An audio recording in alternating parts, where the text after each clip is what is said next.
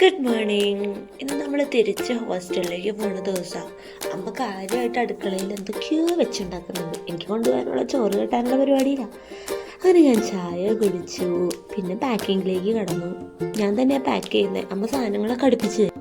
എല്ലാവരുടെയും പോലെ വലിയ വിഭവസമൃദ്ധമായ ചോറും പൊതിയൊന്നും അല്ലെങ്കിലും 2 പീസ് മുട്ട വറുത്തത്, ഉച്ചക്കത്തേക്ക് മീൻ വറുത്തത്, വൈകുന്നേരത്തേക്ക് ചിക്കൻ വറുത്തത്, ഒരു 3-4 പീസ്, അത്രേ ഉള്ളൂ. അങ്ങനെ 2 പൊതി പാക്ക് ചെയ്തു. അതങ്ങോട്ട് മടിയുടെ ഇടയിൽ എൻ്റെ അമ്മ എനിക്ക് കഴിക്കാനുള്ള ചോറുകൾ ഉരുട്ടിക്കൊണ്ടിരിക്കുകയാണ്.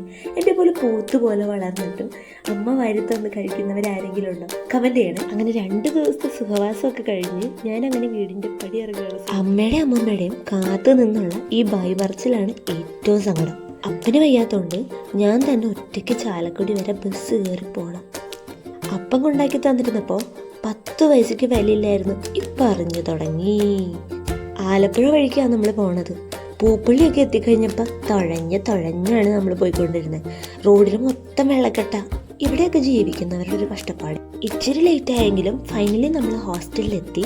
ചോറും പൊതി തുറന്നു, മീനും മുട്ട വറുത്തതും കൂട്ടി ഒരു പിടി പിടിച്ചു. ഇതിലാദ്യത്തെ ഉരുള നിങ്ങൾക്ക്, എന്നിട്ട് മതി എനിക്ക്.